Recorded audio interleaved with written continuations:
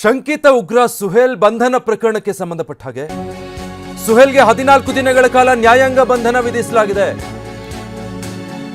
ದಾವಣಗೆರೆ ಜಿಲ್ಲೆ ಹರಿಹರದ JMFC court ಆದೇಶ ಹೊರಡಿಸಿದೆ. ಜೂನ್ 23ರಂದು ಶಂಕಿತ ಉಗ್ರ ಸುಹೇಲ್ನ ಬಂಧಿಸಲಾಗಿತ್ತು. ಪೊಲೀಸ್ ಕಸ್ಟಡಿ ಅಂತ್ಯದ ಹಿನ್ನೆಲೆಯಲ್ಲಿ ಕೋರ್ಟ್ಗೆ ಆತನನ್ನು ಹಾಜರುಪಡಿಸಲಾಗಿತ್ತು. ಹರಿಹರ ಗ್ರಾಮಾಂತರ ಪೊಲೀಸರು ಕೋರ್ಟ್ಗೆ ಶಂಕಿತ ಉಗ್ರನನ್ನು ಹಾಜರುಪಡಿಸಿದ್ರು. 14 ದಿನಗಳ ಕಾಲ ನ್ಯಾಯಾಂಗ ಬಂಧನಕ್ಕೆ ಕೋರ್ಟ್ ಈಗ ಆದೇಶ ಮಾಡಿದೆ. ಹೀಗಾಗಿ ದಾವಣಗೆರೆ ಜಿಲ್ಲಾ ಕಾರಾಗೃಹಕ್ಕೆ ಈ ಶಂಕಿತ ಉಗ್ರನನ್ನು ರವಾನೆ ಮಾಡಲಾಗಿದೆ. ಸುಹೇಲ್ ಎಂಬಾತ, ಈತನಿಗೆ ಯಾವ್ಯಾವ ರೀತಿ ಉಗ್ರರ ನಂಟಿತ್ತು, ಅದಾದ ಮೇಲೆ ಈತನನ್ನು ಟ್ರೇಸ್ ಔಟ್ ಮಾಡಿ ಬಂಧಿಸಿದ ನಂತರ ವಿಚಾರಣೆ ವೇಳೆ ಈತ ಹೇಳಿದಂತಹ ಸ್ಫೋಟಕ ವಿಚಾರಗಳು ಎಲ್ಲವೂ ಕೂಡ ಬೆಚ್ಚಿ ಬೀಳಿಸೋ ಹಾಗಿತ್ತು. ಈತನ ಪೊಲೀಸ್ ಕಸ್ಟಡಿ ಅಂತ್ಯ ಆಗಿದ್ದ ಹಿನ್ನೆಲೆಯಲ್ಲಿ ಕೋರ್ಟ್ ಮುಂದೆ ಇವತ್ತು ಪೊಲೀಸರು ಈತನನ್ನು ಹಾಜರುಪಡಿಸಿದ್ರು. ಈ ವೇಳೆ 14 ದಿನಗಳ ನ್ಯಾಯಾಂಗ ಬಂಧನಕ್ಕೆ ಜೆಎಂಎಫ್ಸಿ ಕೋರ್ಟ್ ಆದೇಶ ಹೊರಡಿಸಿದೆ. ಹೀಗಾಗಿ ದಾವಣಗೆರೆ ಜಿಲ್ಲಾ ಕಾರಾಗೃಹಕ್ಕೆ ಈ ಶಂಕಿತ ಉಗ್ರನನ್ನು ರವಾನೆ ಮಾಡಲಾಗಿದೆ. ಕೇವಲ ಕರ್ನಾಟಕಕ್ಕೆ ಮಾತ್ರ ಸೀಮಿತ ಆಗದೆ ದೇಶಾದ್ಯಂತ ಚರ್ಚೆಯಾದಂಥ ಪ್ರಕರಣ ಇದು. ದಾವಣಗೆರೆಯಲ್ಲಿ ಅರೆಸ್ಟ್ ಆದಂಥ ಶಂಕಿತ ಉಗ್ರ, ಆತನಿಗಿದ್ದಂಥ ಸಂಪರ್ಕಗಳು ಜೊತೆಗೆ ಆತ ಬಾಯ್ಬಿಟ್ಟಂತಹ ವಿಚಾರಗಳು ಎಲ್ಲವೂ ಕೂಡ ಬಹಳ ಆಘಾತಕಾರಿಯಾಗಿತ್ತು. ಹೀಗಾಗಿ ಪೊಲೀಸರು ಆತನ ವಿಚಾರಣೆಯನ್ನು ನಡೆಸಿ ಪೊಲೀಸ್ ಕಸ್ಟಡಿ ಅಂತ್ಯ ಆದ ಹಿನ್ನೆಲೆಯಲ್ಲಿ ಜೆಎಂಎಫ್ಸಿ ಕೋರ್ಟ್ನ ಮುಂದೆ ಹಾಜರುಪಡಿಸಿದ್ರು. 14 ದಿನಗಳ ಕಾಲ 2 ವಾರ ನ್ಯಾಯಾಂಗ ಬಂಧನ ವಿಧಿಸಿ ಜೆಎಂಎಫ್ಸಿ ಕೋರ್ಟ್ ಆದೇಶ ಹೊರಡಿಸಿದೆ.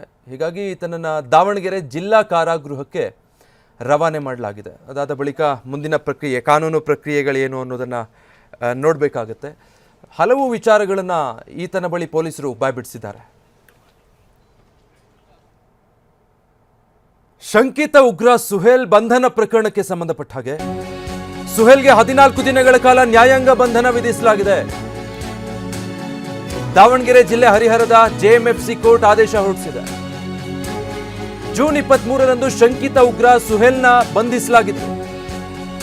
ಪೊಲೀಸ್ ಕಸ್ಟಡಿ ಅಂತ್ಯದ ಹಿನ್ನೆಲೆಯಲ್ಲಿ ಕೋರ್ಟ್ಗೆ ಆತನನ್ನು ಹಾಜರುಪಡಿಸಲಾಗಿತ್ತು. ಹರಿಹರ ಗ್ರಾಮಾಂತರ ಪೊಲೀಸರು ಕೋರ್ಟ್ಗೆ ಶಂಕಿತ ಉಗ್ರನನ್ನು ಹಾಜರುಪಡಿಸಿದ್ರು. 14 ದಿನಗಳ ಕಾಲ ನ್ಯಾಯಾಂಗ ಬಂಧನಕ್ಕೆ ಕೋರ್ಟ್ ಈಗ ಆದೇಶ ಮಾಡಿದೆ.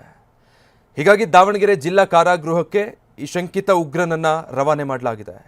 ಸುಹೇಲ್ ಎಂಬಾತ, ಈತನಿಗೆ ಯಾವ್ಯಾವ ರೀತಿ ಉಗ್ರರ ನಂಟಿತ್ತು, ಅದಾದ ಮೇಲೆ ಈತನನ್ನು ಟ್ರೇಸ್ ಔಟ್ ಮಾಡಿ ಬಂಧಿಸಿದ ನಂತರ ವಿಚಾರಣೆ ವೇಳೆ ಈತ ಹೇಳಿದಂಥ ಸ್ಫೋಟಕ ವಿಚಾರಗಳು ಎಲ್ಲವೂ ಕೂಡ ಬೆಚ್ಚಿ ಬೀಳಿಸೋ ಹಾಗಿತ್ತು.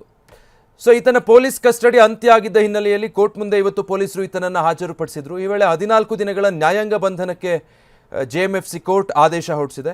ಹೀಗಾಗಿ ದಾವಣಗೆರೆ ಜಿಲ್ಲಾ ಕಾರಾಗೃಹಕ್ಕೆ ಈ ಶಂಕಿತ ಉಗ್ರನನ್ನು ರವಾನೆ ಮಾಡಲಾಗಿದೆ. ಕೇವಲ ಕರ್ನಾಟಕಕ್ಕೆ ಮಾತ್ರ ಸೀಮಿತ ಆಗದೆ ದೇಶಾದ್ಯಂತ ಚರ್ಚೆಯಾದಂಥ ಪ್ರಕರಣ ಇದು. ದಾವಣಗೆರೆಯಲ್ಲಿ ಅರೆಸ್ಟ್ ಆದಂಥ ಶಂಕಿತ ಉಗ್ರ, ಆತನಿಗಿದ್ದಂಥ ಸಂಪರ್ಕಗಳು ಜೊತೆಗೆ ಆತ ಬಾಯ್ಬಿಟ್ಟಂತಹ ವಿಚಾರಗಳು ಎಲ್ಲವೂ ಕೂಡ ಬಹಳ ಆಘಾತಕಾರಿಯಾಗಿತ್ತು.